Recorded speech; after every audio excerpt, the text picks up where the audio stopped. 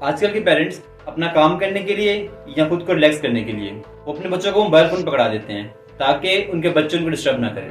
और मैं यहाँ पे बड़े या समझदार बच्चों की बात नहीं कर रहा हूँ, बल्कि मैं उन बच्चों की बात कर रहा हूँ जो बहुत छोटे बच्चे हैं, जिनको मोबाइल फोन का अभी तक पता ही नहीं है। हम खुद उन्हें बताते हैं कि इनमें कार्टून्स और पोएम्स आती हैं और हम खुद उनको फोन देखने का आदी बनाते हैं। और फिर जब वो मोबाइल फोन के आदी हो जाते हैं तब हम अपने बच्चों को ब्लेम करते हैं कि ये फोन की जान नहीं छोड़ते, लेकिन हम खुद को सही बना लेते हैं, जबकि इसकी सही वजह हम खुद पेरेंट्स ही हैं।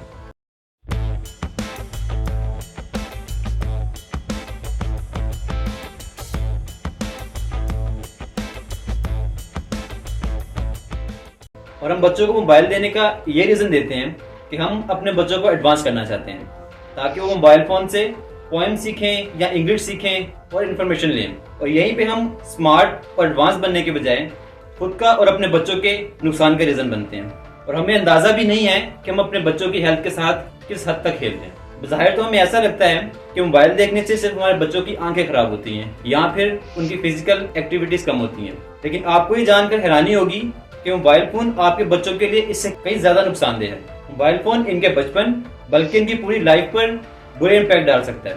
इस नुकसान के सामने आंखों के खराब होने जैसी प्रॉब्लम्स बहुत छोटी या ना होने के बराबर है। हम अपने छोटे बच्चों को मोबाइल फोन देकर आने वाली जनरेशन को डिप्रेस्ड, सेल्फ सेंटर्ड, खुदकुशी, एंजाइटी और मेंटल डिजीज जैसी नॉन स्टॉप लिस्ट का शिकार बनाते जा रहे हैं। आप जरा इमेजिन करें कि जिस सोसाइटी में ये सब चीजें हों, क्या वो जीने के लायक जिंदगी है?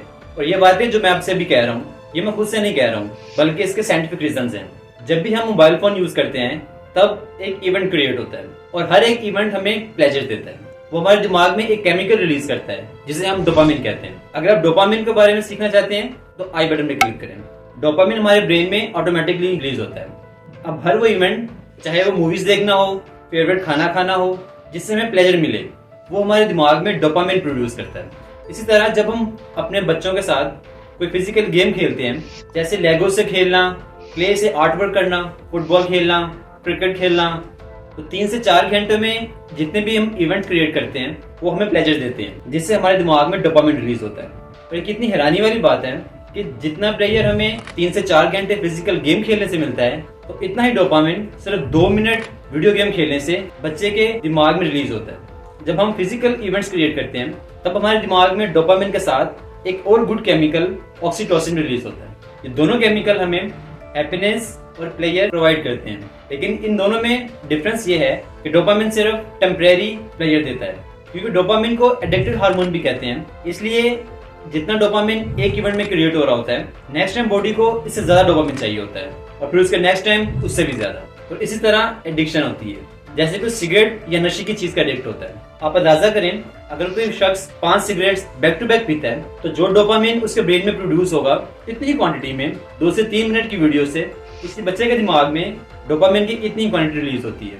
यानी हम इस हद तक अपने बच्चों को स्क्रीन का एडिक्ट बना रहे हैं। और एक वक्त ऐसा आएगा इस स्क्रीन टाइम की एडिक्शन को फुलफिल करने के लिए और ज्यादा डोपामिन की जरूरत होगी, और तब हमारा बच्चा और मजीद डोपामिन की रिक्वायरमेंट पूरी ना होने की वजह से वो चाइल्डहुड डिप्रेशन में चला जाएगा। क्या हमने कभी सुना था कि बच्चे बोर भी होते हैं? बच्चों के पास तो बहुत ज्यादा एक्टिविटीज होती हैं। अगर उनके पास कुछ भी ना हो तो भी वो इधर उधर खेलते कूदते नजर आते हैं। लेकिन आज के बच्चे को फोन से इतना डोपामिन मिल चुका है कि अब उसे ये एक्टिविटीज इंटरेस्टिंग ही नहीं लगती। अब बच्चों की जब डोपामिन की रिक्वायरमेंट पूरी नहीं होती तब वो डेंजरस स्टेप उठाते हैं और वो अपना डोपामिन हासिल करने के लिए नशे के आदी हो जाते हैं। मेरा बेटा जो कि सिर्फ 2 साल का है, उसे भी हमने फोन का आदी बनाया था और वो हर वक्त फोन देखता था, यहाँ तक कि रात के 3 बजे तक फोन देखता रहता था। और अगर कभी उसको फोन ना मिले तो वो चिड़चिड़ा और बहुत जिद करता था। लेकिन हमने जबरदस्ती उसकी आदत चेंज की और अब वो लिमिटेड टाइम में फोन देखता है। जब मैंने उसका स्क्रीन टाइम कम किया या लिमिटेड किया तो उसके बाद बहुत अच्छे रिजल्ट्स मिले। अब वो पहले की तरह जिद्दी या चिड़चिड़ा नहीं है, बल्कि अब वो फ्रेश नजर आता है और फिजिकल एक्टिविटीज में हिस्सा लेता है। हमें अपने बच्चों के साथ स्ट्रिक्ट होना पड़ेगा, क्योंकि जब तक हम मोबाइल को बुरा समझेंगे ही नहीं, हम इससे रोक भी नहीं सकते। ये वीडियो बनाने का मकसद सिर्फ यही है कि पेरेंट्स इस बात को समझें कि बाकी नुकसानदेह चीजों की तरह मोबाइल भी बहुत नुकसानदेह है, जो कि ज्यादातर पेरेंट्स को मोबाइल फोन नुकसानदेह लगता ही नहीं है। इसको समझने के लिए बड़ी आसान सी मिसाल है।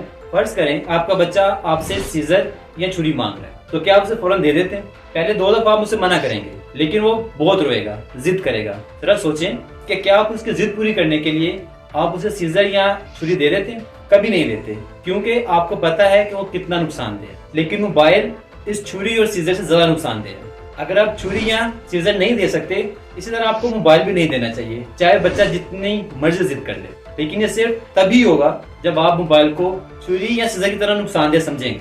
खुदारा अपने बच्चों का बचपन और फ्यूचर सेव करें। अगर आपको इस तरह के यूनिक टॉपिक्स इंटरेस्टिंग लगते हैं, then subscribe now. If you like this video, hit the like and share it.